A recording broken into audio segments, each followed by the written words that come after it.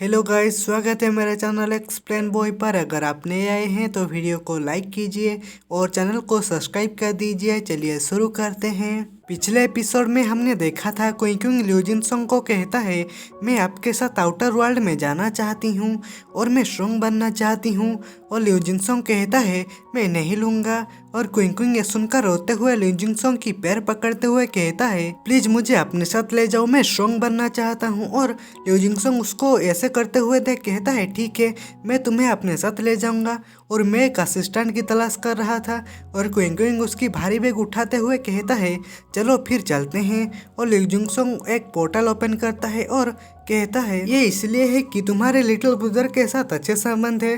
जब तुम स्ट्रॉन्ग बन जाओगे तो मैं तुम्हें वापस भेज दूंगा। और क्विंग कहती है, थैंक यू। और वो कहती है, बस तुम रुको, जब मैं वापस आऊंगा। उसके बाद सीन शिफ्ट होता है। एक जू फैमिली की गार्ड आकर जुकोंग को कहता है, पाट्रियाज, हमने यंग मिस को एक बूढ़े आदमी के साथ एक पोर्टल में एंटर करते हुए देखा।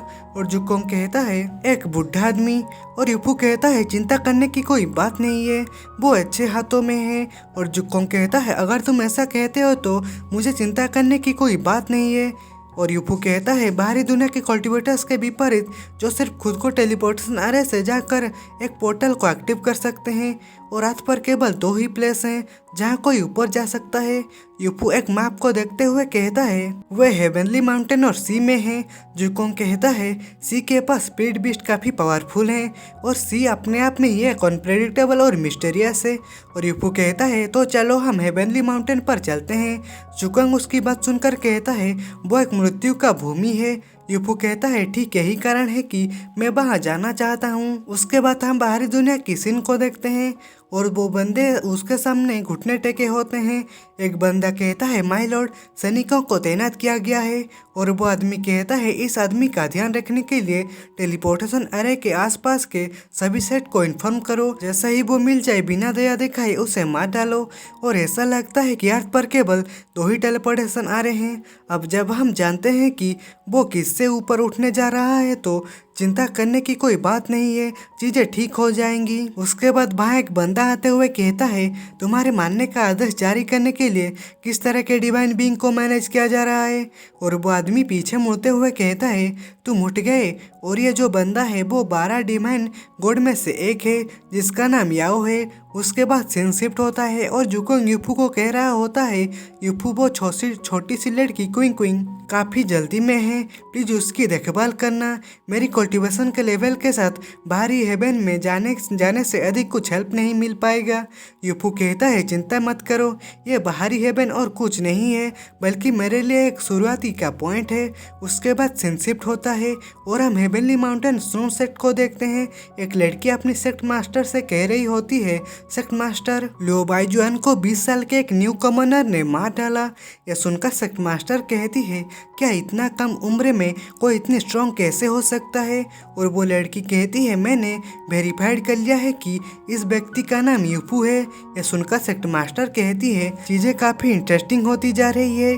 और वो अपनी हाथ बाहर निकालता है और यह देखकर वो लड़की शर्माने लगती है। और सेक्ट मास्टर अपनी टोंग बाहर निकालते हुए कहती है, मुझे आश्चर्य है कि वो कैसे पसंद करेगा। उसके बाद हम यूफू और फैटी को देखते हैं, उनके साथ मिलाउजी भी होती है और वो दोनों टेलीपोर्टेशन एरे के पास जा रहे होते हैं। और फैटी छिंकते हुए यूफू को कहती है, ब्रदर यूफू, क्या हम अभी तक वहाँ नहीं पहुँचे हैं। यूफू कहता है, हम केवल आधे रास्ते में हैं और बाहरी दुनिया की ओर ले जाने वाली वो टेलीपोर्टेशन एरे माउंटेन के टॉप पर लोकेटेड है। जहाँ तक इसे खोलने की बात है, हमें अभी भी स्नो सेट की हेल्प की जरूरत होगी।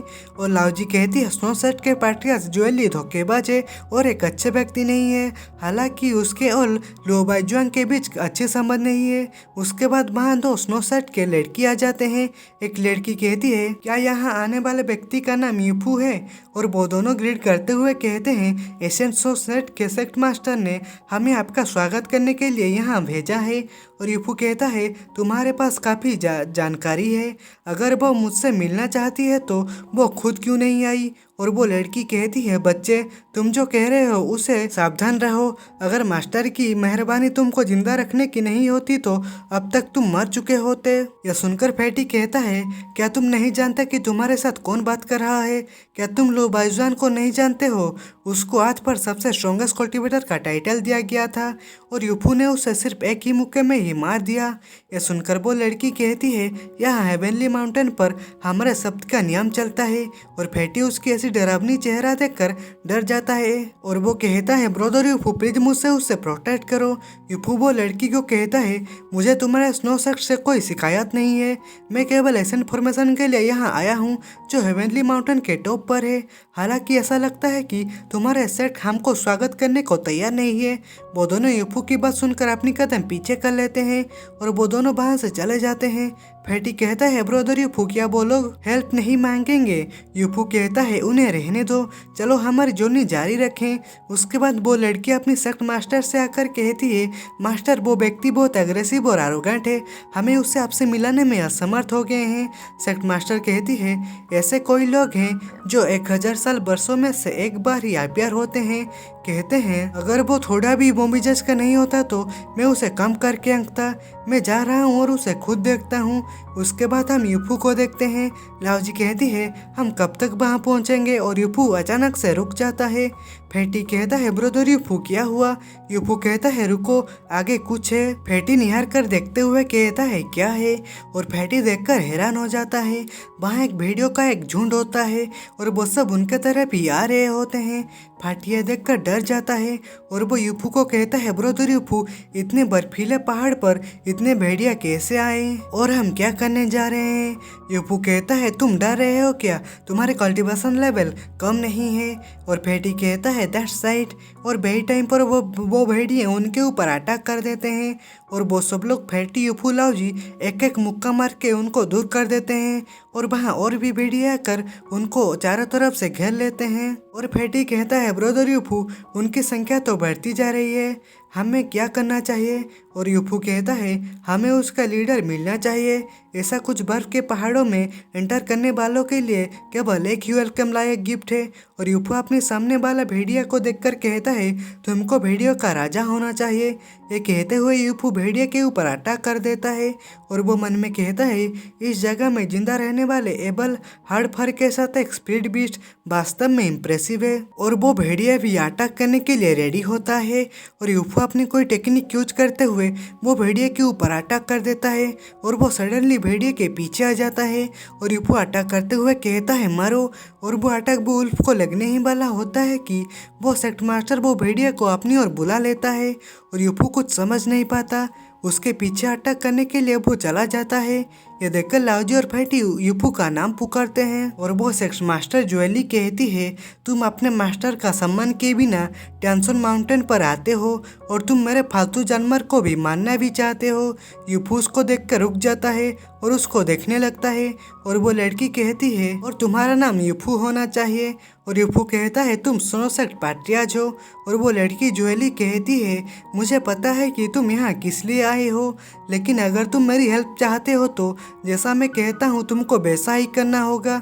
और यूफू अपने हाथ में अपनी एनर्जी निकालते हुए कहता है, एशियंट हेवन माउंटेन फॉर्मेशन को एक्टिव करने की कंडीशन है, मिनरल रिलम में कोई भी व्यक्ति इसे अपनी पूरी ताकत से खोलने के लिए, और दूसरा हेवनली दाओ एनर्जी। और यूफू जो अपने हाथ में पकड़ा होता है वो हेवनली दाओ एनर्जी होता है। और यूफू कहता है, मैंने पहले ही हेवनली क्यूआई की कल्टीवेशन कर ली है और ऐसा लगता है कि तुम मिनरल रिलम से अभी भी एक कदम दूर हो।